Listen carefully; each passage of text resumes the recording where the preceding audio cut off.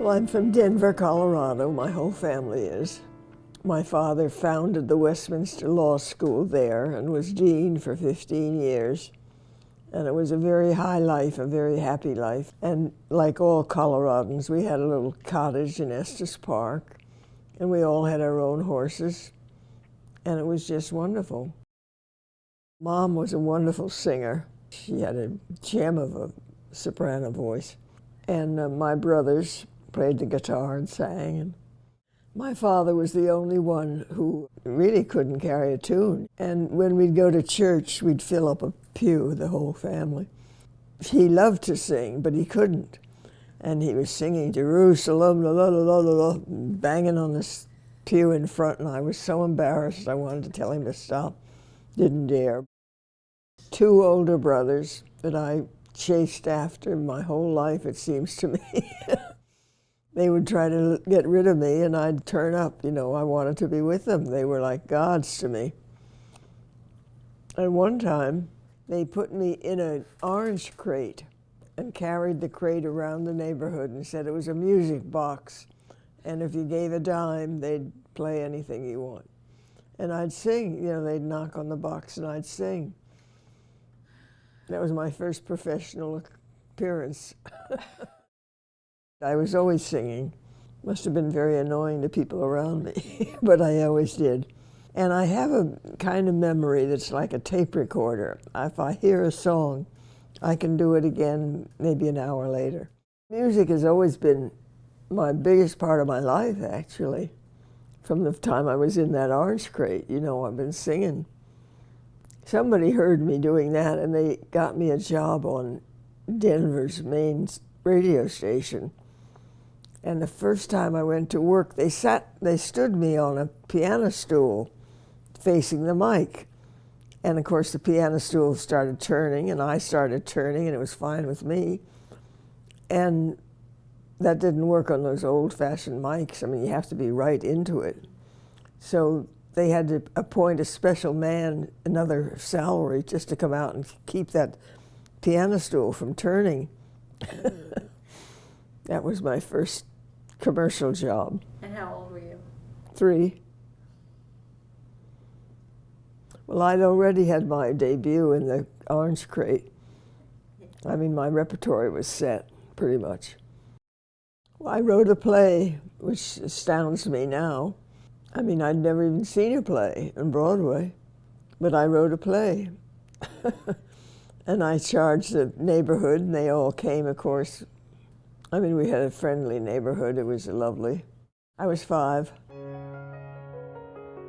When we came to New York from Denver, we stayed at Riverside Drive. There was that wonderful cathedral, and they did shows every Sunday night for the public. Just amateurs, but they were wonderful. To me, they were gorgeous. And I was taken to all of those, and I loved them. And I remember thinking, I'm going to do that. I did say, I'm going to do that. Declarative sentence, period. After Riverside Drive, we took a house out in Larchmont, New York, and I grew up there, went to high school there. And they had a wonderful theater. I did a play named Melissa, My Western Miss, which was, to give you a clue, I ran a bed and board kind of place in the play. And a man came in and he asked for a room and bath, and I said, I can give you a room, but you'll have to take the bath yourself. That's sort of the way the play was. It was for high schools. I never knew why they did that kind of thing. I think they should aim higher, you know. They should be doing Lysistrata or something. The great plays are very approachable, you know. People think, oh, God, Shakespeare. Not, oh, God, Shakespeare. Thank God, Shakespeare. I was in high school, and I saw she was in Panama Hattie. And the minute I heard her, I thought, that's what I want to do. She was so sure of herself, you know, and commanding. But I wanted to be like Ethel. Tried out for a scholarship and got it to Western Reserve University in Cleveland. It was wonderful. And I got a teaching certificate. I got a phone call from the placement bureau of my college. And I answered and said, "This is Mrs. Hirsch from the placement bureau. I have a job for you." And I thought, oh God, they're going to give me a teaching job somewhere, because I'd just gotten my certificate and that's what they do. And I thought, I don't want to do that. I'm going to end up teaching school in Hiram, Ohio. I was set on New York and acting. And anyway, I went to see them, and it was the Army hiring 100 girls from colleges to go over and put shows together there. The war was just over in June, and I was there by September. There were no roads, it was all rubble. And off I went to ETO. And the first office we were supposed to report to, we went in to see this colonel, and he said, "What are you? What are you? What is the name of your group?" And we said, "Civilian Actress Technician," they call us, CAT. And he said, "Oh, some GI must have made up that name so that you'd live in the cat house and drive the cat car." And the first time I went to sing at the Wiesbaden Opera House, this magnificent, beautiful opera house, one of the best in the world, it hadn't been heated in 4 or 5 years, and it was all marble. You can imagine how cold it was. 2 guys took off my coat, and I looked down, I had goose flesh all over me. And I was in a strapless gown, of course, freezing. And I opened my mouth to sing, and clouds of vapor came out. I mentioned it to the colonel. I said, "I've got to have a coat. You may not know who we are, but we're here, we're working, and I need a coat. It's December." And he said, "Well, I advise you to go get to know a guy in the Air Corps, because their clothes have fleece lining." I said, "Thank you very much." And I did that. And we put together shows. We didn't have anything to work with. We had no library or anything. I scrounged around and wrote some stuff and just remembered other stuff. The idea was to entertain. We weren't trying to educate anybody, just entertain. And we did, all over the ETO. And at one point they said, "You know, you can't just ride anywhere." I said, "Well, we've been doing it." And he said, "Well, don't go near the Russian zone." The ETO was in 4 zones: English, French, Russian, and German. And they said, "You really can't do that, because Russians are very hard on women. It's very dangerous to do that." So I was tooling along, driving, and there were 4 of us in a Jeep. And all of a sudden, I looked up, and there was a sign in Russian saying, "This is cha-cha-cha." I thought, oh my God, we're in it now. And I said, "What are we going to do?" And I thought, well, we'll explain to them. When in doubt, tell the truth. I said, "Well, I'll explain, but how can I explain? I can't speak Russian." Good luck, Charlie. And these 3 soldiers got out of a Jeep in front of us, cut us off, and got out. And they were the biggest men I've ever seen. I mean, tall, broad-shouldered, big fellas. And they obviously wanted us to stop, and we stopped. And I thought, how am I going to get out of this? I got to get back to the American zone, at least, you know. And I thought, well, when in doubt, sing. Gonna take a sentimental journey, gonna set my heart at ease, gonna take a sentimental journey to renew old memories. 7, that's the time we leave at 7. I'll be waiting up for heaven, counting every mile of railroad track that takes me back. Never thought my heart could be so yearny. Why did I decide to roam? Gonna take a sentimental journey home. And they all said, we were waiting to see what they'd do. Well, they applauded and screamed and yelled, "Хорошо, Amerikansky, bravo, bravo." And I drove off as fast as I could and headed back. That's my one experience with the Russians over there. Yay for singing. Yeah, saves your life. It was at nighttime in Wiesbaden, and we were sitting in this bare house, because they just gave us a house, but no furniture or anything.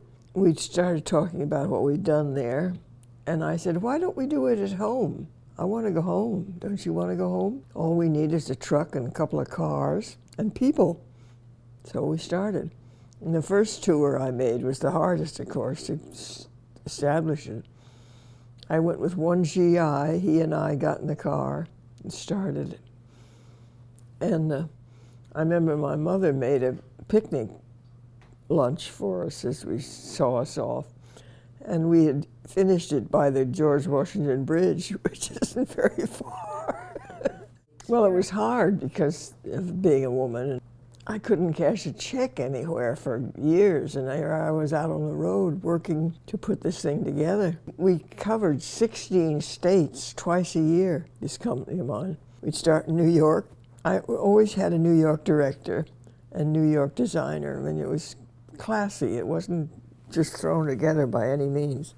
And we'd go down to Texas, across to West Virginia, and back up to New York. And I'd make the trip once and try to book it. And then the company would come along and play it. So we did that 3 times a year, that circuit. We had a big 2.5-ton truck like we used over in Germany, and 2 cars. I said I wouldn't have the actors in a bus. It's not nice.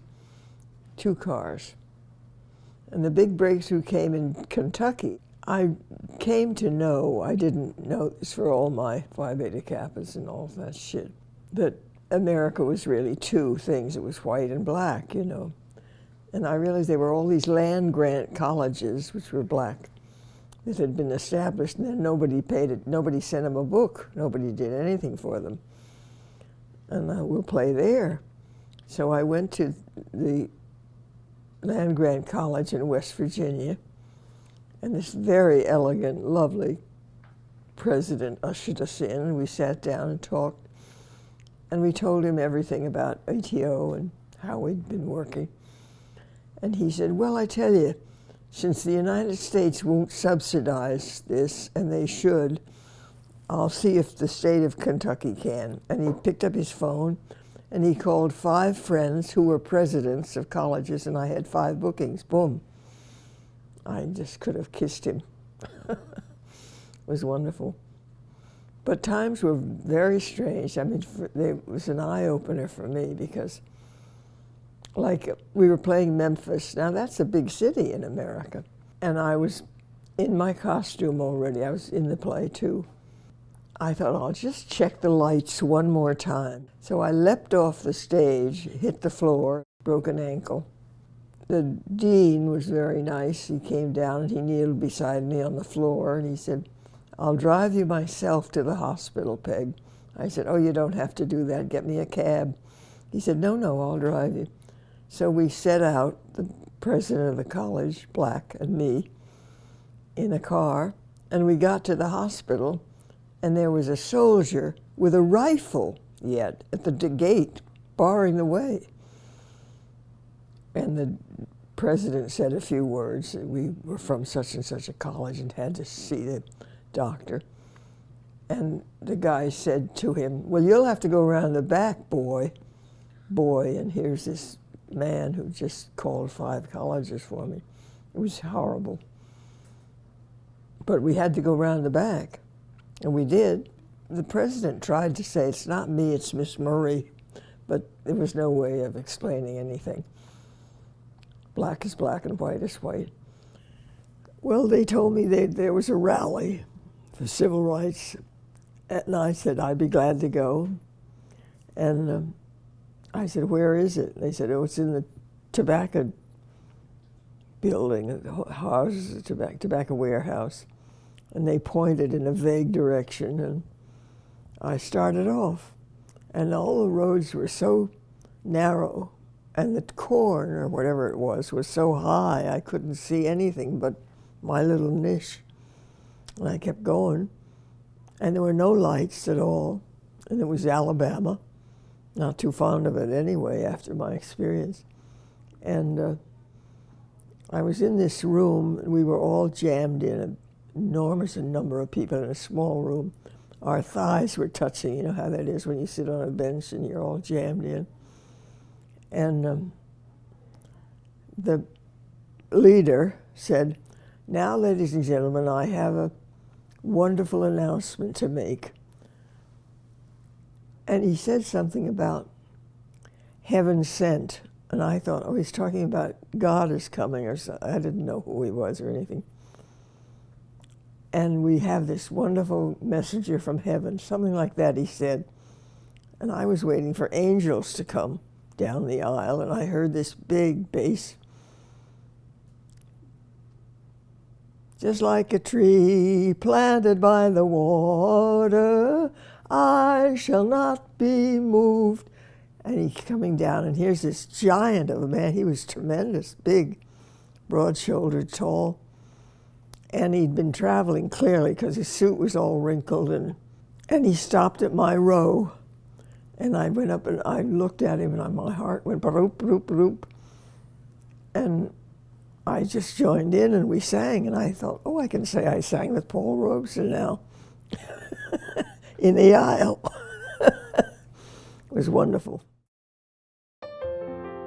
My first job was with the Lunts, Alfred Lunt and Lynn Fontanne. And all my contemporaries said, oh my God, it's going to be downhill all the way, Peg. You can't do better than them. You know, they were the king and queen of American theater. And the very first night, they told me to wait down right. I had to wait quite a few minutes before I could come in. So I went down, and there was Mr. Lunt, and he was also waiting. And I thought, oh God, I can't be with him. I mean, it just made me nervous. He was this big to-do, you know. And I was sitting there, and he looked at me, and he said, "Are you nervous?" I said, "Yes," with my voice going 10 octaves too high. And then he said, "Well, I don't know why you are. Now, I'm always nervous. I'm 70 years old. I've never done a play that I'm not nervous." And I did think at the time, my God, is that going to be what I'm headed for? Will I always be nervous? That's no good. But he was very sweet, and we chatted and got on. And I went to the first rehearsal, and Miss Fontanne summoned me over, and I thought, oh God, here it comes. And I went over, and she said, she poked me in the bosom, she poked me in the ass, and she said, "I don't like the dress they've chosen for you. I think you need a different one." And she took a piece of paper, and she drew this wonderful silhouette. And she said, "And I think the color should be flamingo." I said, "Oh, that sounds good." You know, yeah, I could go on in flamingo. And with Mr. Lunt being so nice, and then her designing my dress, I had to love it. I had a good time. Well, really, it wasn't a plan. It was just keep going. It was a motto. One foot in front of the other. Just keep going. I figured you probably auditioned about 30 times for every one you get. It's funny now that I'm in this place. I'm going to physical therapy twice a week. And the woman said to me the other day, "I can see why you went into the theater. You're very persistent." Because I'm trying to walk, and it's hard. And it takes an awful lot of keep going, Peg. When I first went to audition for Gypsy, I opened the door to the rehearsal room, and there were about 20 girls, all in leotards, with legs from here to Manitouk, you know, and dancing with Jerry Robbins. They were repeating figures he'd show them. And I thought, I can't do that. I mean, I hadn't read the play. I didn't know what it was about. I knew I wasn't a dancer, though. I've been very hard-edged about what I can do and what I can't do, and I knew I couldn't do that. And I'm not going to make an ass of myself. Give me something I can do. I can act. So I went home. I'd like to say I stood around and got the part, but I didn't. I left and went home and didn't get the part. And a few nights later, I was walking my dogs in Greenwich Village, where I lived, and I bumped into Arthur Lawrence and Andreas Voutsinus, another actor. And Andreas said to Arthur, "Arthur, did you see Peg for your new show?" And Arthur said no, and I didn't want to bring up that thing about the leotards that I couldn't wear. Arthur said, "Do we want to see about it?" I said, "Yes, but can I see a script?" And he said, "I'll have you one tomorrow." And he mailed me one, and once I knew what I was doing, I was fine. I was home free. I knew I'd get it. And I went to the theater the next day to audition on stage, and there was no place to dress or do your face or anything. There was one of those old-fashioned phone booths that have a ledge and a light, which is all you need, really. So I went in the phone booth and got made up for one of the strippers I was auditioning for. And after I did it, Jerry came down from the seat where he was sitting and said, "Where have you been?" And I think he meant, "What was your background?" But I was so nervous, I didn't know what the hell he meant. I said, "Well," and I blurted out the truth, which is what last resort thing you do, you know. And he was very interested. And he said, "Turn to page 16 and read that part." So I went back to my phone booth, and this part was a chic receptionist. And then I went back and I got that part. And he said, "We like it very much." And then they said, "Turn to page 29. And that was an older actress reduced to vaudeville. And it really was funny. And I got the laughs. And afterward, I walked away with 4 parts in Gypsy, thanks to the phone booth. My agent called me and said, "We're going to an island near Nassau." This woman, Jo Carstairs is her name. I don't know if you know her, but she owned this island, and she'd invite theater people down. And she invited us for the weekend. I said, "Oh, I'd love to." And the stage manager was going too. So I had my agent and the stage manager, and I took off. But you're not supposed to take off when you're in a show. You're not supposed to get out of reach. That's no good. And I knew that in my back of my head. Anyway, I went away for the weekend, and there was a terrible storm in New York. But they closed the airport, so we couldn't get back. And I was sick about it because this is what I wanted, and I got it. And then to screw it up was just unbearable for me. And I talked to my agent. I said, "What shall I do?" And she said, "There's only one thing you can do. Call Merman." I said, "Call Merman? Oh, my God." I'd never talked to her even out of the theater. We had one long walk in the show from down, left, up, right, that you have to get where you're going. There's always one in one show or another. And you have to get there, and every night you're with the same person walking this gauntlet. And you get to be very good friends because you're in the dark and you confess things. And so that's the only way I knew Merm. But I called, and I heard her pick up the phone. She said, "Hiya, Peg." And I knew I was going to be fine. And at the end of the conversation, she said, "All right, see you tonight at the theater." They wanted to fire me, the management, but not Merm. So I was fine. That's my experience with Ethel. Faith Dane, whose idea it was to do the bugle and the bump thing, that was her gimmick. This one night, she came in, she signed in, and went right out the other door. So they came into my room, and they said, "Peg, you're on in 10 minutes. Do you know how to do this?" They said, "Can you play a trumpet?" I said, "Not since Campfire Girls," which was true. I play every instrument a little bit because they were around all the time. But I certainly didn't know how to bump and grind and do it. Hadn't done that. So anyway, then the next thing that happened was they showed me this thing. And they said, this is your costume. It was a G-string, but I didn't know it. I'd never seen a G-string. I didn't know what one was. This string on a hanger they hand me. That's my costume. Then they put the helmet on me, and my head went over to the side. I couldn't hold my neck up. It was so heavy. And then as I started to go downstairs, they said, "Don't forget your lance." I said, "My God, she carries a lance too?" They said, "Just for the entrance." I said, "That's a mercy." And came back and got the lance and went down. And when I got down there, there was a man who'd been in burlesque, Lonnie Lewis, very famous vaudevillian. And he had been around the block, and he had his cigar, and he was standing there in the wings. And he looked at me and he said, "Well, I got mine, kid." And I suddenly felt, oh, Jesus, I'll never make this. I won't get it. But I got it. And I went out and I said, "Here we go." You know, here, nothing to do, but the beat was finishing. I was on. And I started, and I blew a note. It was good, but it wasn't supposed to be good because I was going through all kinds of things. And everything was fine. At the end of the number, she goes, it ends, stump-da-da-da-da. And she goes through her legs over backwards and does a back bend and blows the last note through her legs.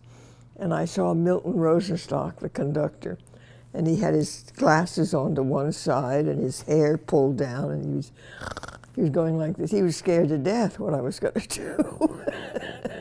I think he was waiting for me to fall. Anyway, I thought, oh, I'll show him. And dum-da-da-da, bum-bum. And we were on to the next verse, and it went fine. Fine is qualified. I got through it, I should say. You can pull all the stops out till they call the cops out. Grind your behind till you're dead. But you gotta get a gimmick if you wanna get ahead. You can sacrifice your sack row, working in the back row, bump like a chump till you're dead. But you gotta have a gimmick if you wanna get ahead. You can boom, you can boom, you can boom, boom, boom. That's how burlesque was born. So I and I but I do it with a horn. And then she goes into her thing. And what was Ethel's reaction? Oh, she was so happy. She was out on the platform between the two floors saying, "Did you get a load of Peg? Everybody, did you get a load of Peg?" How about that? The idea is, you know, people think they're going to put on a costume and swan in and pick up a glass and say a line and that's it, and it has nothing to do with it. You come in because why? You need to be in. You want desperately to be in there. Why? You have to know that. And then that'll take you through all the drinking and the toasting and all that stuff. It's all why. You try to find out, what does she want? The desire that's going to drive the whole thing. It's why she says every line. Why? Because she wants something. And once you nail that down, then you're home free. Then it's amazing what happens. Every line falls in onto that category suddenly. And you're not saying lines, you're expressing this desire, this deep, deep desire. The bigger the house, the deeper the desire. Well, it was very illuminating in my experience for cabaret, because it's about the fact that it was done by humans, it wasn't monsters. A tribe of monsters did not hit us and then we had the Nazis. It was human beings. And so they'd get to know somebody like me and like her and cherish her and applaud her. And then she turned into a Nazi at the end. I had an entrance into a party at the end of the play. And here came this good time girl into the party, and they took her coat off, and she had a swastika on her arm. And I could hear the audience. They went, 2,000 people went, makes a lot of noise. And one day, then she leads them in the Nazi song. And she sings this song, and she says, everybody join in, and she makes a big thing of it. And she really goes quite bonkers in that moment. She loves the Nazis, obviously. And the poor audience was so torn. Finally, one day, I saw two men get up, and they excused themselves along the row and went up the aisle and went out. I'd never seen that in my life. I never saw it. Not with touring players, not with Broadway. Nobody ever walked out when I was working. My God, I thought, I'm going to die. The end of me. But I looked as they were going up the aisle, and they had hats on and payasses, and they were obviously Jewish and couldn't stand it. It was too much. It was a lot. Hal took a big chance, and he won, thank God. Oh, wonderful, wonderful man. Human being, I mean. He was a terrific director, but I mean as a human being. Anybody who ever worked for him would say that. He was great. Hal makes every company his family, and you feel that from the very beginning. And it's so much easier to work when everything is lovely like that. You know, he's taking care of you. He doesn't want you in a bad light, so you're fine. You're on the same page. And you can tell that because when we go to parties at his house or celebrate something, he has people from 20 years ago that worked for him are still coming around, adoring him. Hal was lovely. You'd want him in your life, want to keep him. Now, Jerry Robbins, I could say was great too. He was a genius, but he was not a picnic. He was so fabulous. And he could do it too. He was a dancer, you know. He could explain something by acting it out, which was, they don't usually do that. Work, work, work. He's a very hard worker. That's what I kept saying to defending Jerry. But look what you get in the end. You get a fabulous thing that runs for 8 years and pleases a lot of people. And we're out doing cabaret for the first time. And comes the dress rehearsal, and it's a big deal because everybody's going to look like that for the next year, we hope, you know. And he had this weird guy to play, the MC, Master of Ceremonies, who Hal had seen a vision of when he was a kid in the GI business overseas. And he remembered that, and he tried to tell Joel. And I thought, I was sitting in front of my own mirror doing me, and I thought of him next door, and I thought, he won't know what to do. How is he going to know how to put on an eyelash? He's never done it. So I went next door, and I knocked, and I said, Jolie, it's Peg, I just wondered if you were all right. Well, yes. Kind of weird, you know. And he opened the door, and I said, do you need any help? And he pulled out his hand, and his 2 lashes were in it. He said, here. So I put his eyelashes on. Then the next night I had to do it because tradition is everything in showbiz. And so I did his eyelashes for 2 years, and we got to be very good friends. Joel is lovely. He's a good person. You'd want him in any company you produced. There's a subplot of 2 older people. One of them owns this boarding house, and it was played by Lottie Lenya, another force to be reckoned with. And Lenya, one day, she was coming to the theater for the matinee, and she fell on the ice and broke her arm. And they called me, and they said, do you know the part? And I said, yes. He said, well, you're on in 10. That was that. And I played it a lot, and I loved the part, so it was fine. So tell me about the part that you played in Cabaret. Well, I played the opposite of that nice lady who runs the hotel. I was a hooker, really. It was this woman, as I said, who sneaked the sailors into a room. And she was a great fun character. They loved it when she came on. It was one of those warm things. And I had a funny experience. I would just, later on in the play, I would just open the door to my room and stick my head out, and the house would come down. I mean, it was just an ovation. I thought, oh, this is good. This is very good. So I had a good time playing it. And I loved John and Fred Ebb and John Kander. One day they said, you know, you're going to be up for a Tony, and I never had entered my mind. I thought, my God, really? See, it seemed very easy to me, the part and the woman, and the whole experience was a joy. I had no idea. I could hardly call it work. And then the word came that I'd won it. I still didn't think anything of it.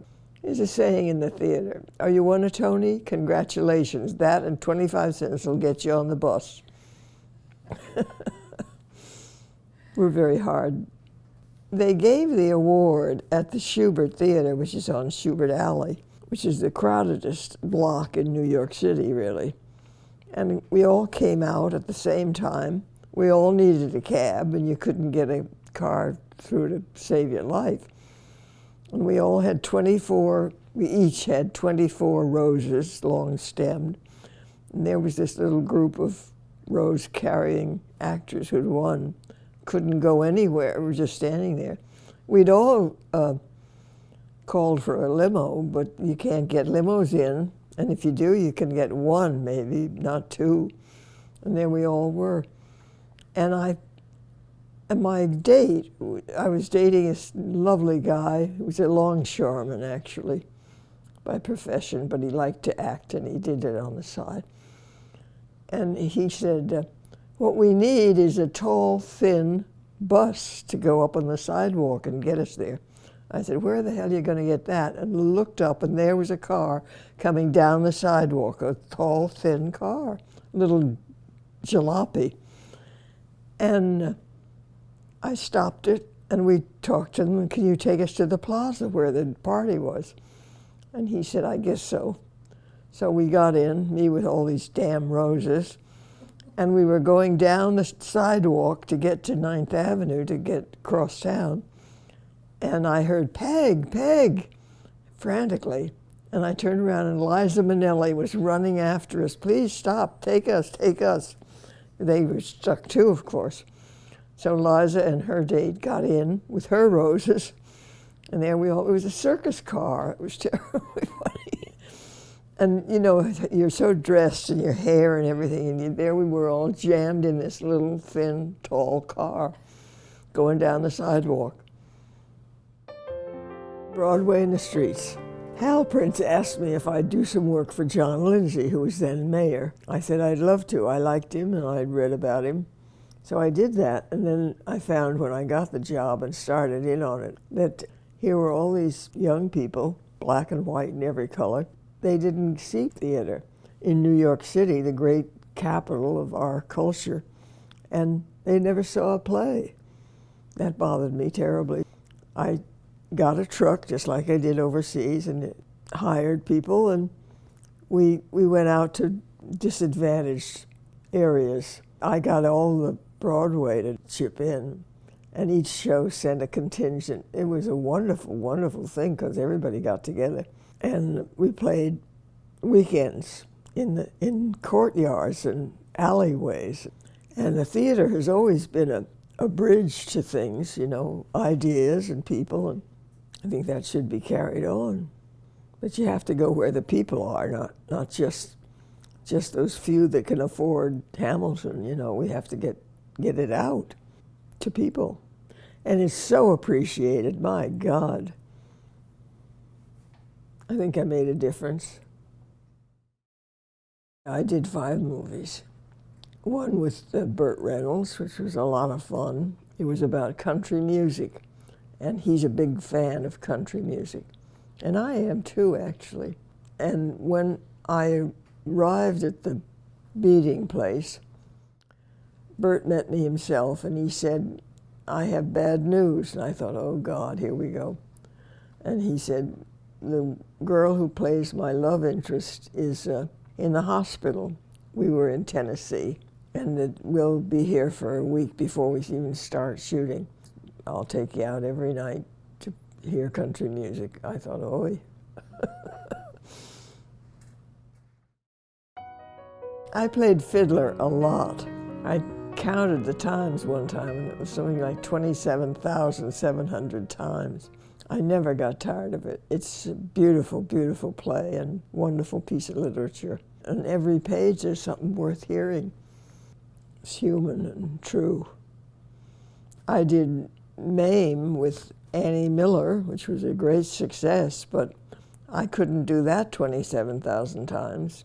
It'd be like going to a party every night, and it gets very stale, you know. Who wants to go to a party every night? You don't. But Fiddler is life. If you get tired of Fiddler, you're tired of living. Paul Lipson, he's not a household name, but he's been on Broadway years, and he's wonderful. I ran in the show so long that over the course of the time I began to have hot flashes, which I'd never had before. And oh my God, there I was in two skirts and an apron and a shawl and a sidle. I mean, it was just unbearable. The heat was fierce. It is anyway, but when you add the stage lights and no window to open, it's just unbearable. And one night, my littlest daughter, they have 5 daughters, my littlest one ran over to Paul and said, "Papa, Mama's on fire." Sweet little girl. And it was a scene where the Russians come in and warn the Jews they're going to be thrown off their land. And he came in and he started talking to Tevye, and Tevye answers him. And I got it off us, and tears were coming down from my eyes. It was so hot. And they'd get in my eyes, and then you can't see because the lights reflect everything. It was just agony. And sweet Paul was playing the scene. Yeah, the scene was resting on his shoulders, which was a very good place for it because you could be sure of him. But he came over to me and he grabbed my hand and he just kept patting it and giving all his lines to the Russian at the same time. And afterwards I went, he's a very heavy man, Paul.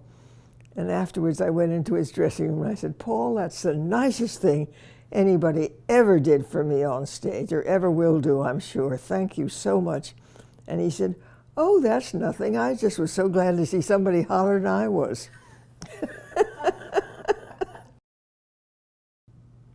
But I find it very hard to play stuff I don't like. I've always, even when I hadn't done half that stuff, I was very careful about what I went in for. I mean, I didn't want to be in a long run of something I didn't like. What the hell is that? What kind of a life is that? I usually have 2 jobs at a time. I did a soap for a while, All My Children. I did it over, the whole thing was 14 years, but of course I didn't, you don't work every day in soaps. Maybe twice a week or 3 times a week. It's another world. You don't rehearse ever. That drove me crazy at the beginning. Because how can you make it good? You might look out once or twice, but to do it over and over, you have to have some skill, technique. I was doing Small Craft Warnings, which was a play set in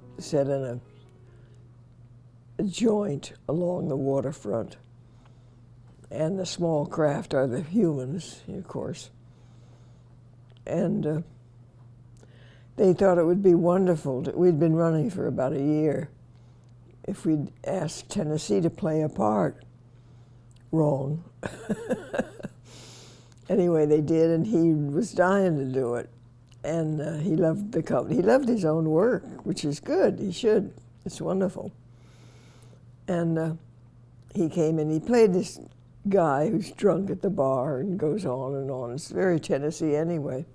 We never knew when he was going to shut up, though. You never knew a cue. He would just talk and talk. And beautiful stuff. I always wished I could be writing it down. He was lovely. I loved him. The first time I got the script, I read it in my dressing room. And it started off with a speech by her, Leona, that went on for 3 pages. And you can't do that when you just walk out. They don't know who the hell you are. If I know you, I can talk for a while, but if we just met, you wouldn't want to sit there.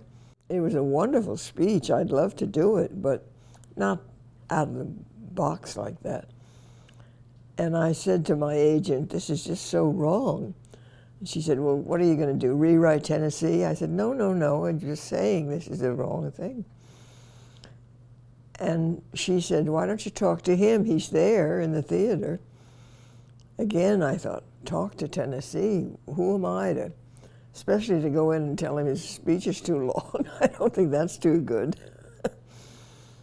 And I went in, I knocked on his door, and he said, come in. And I said, Tennessee, this first speech.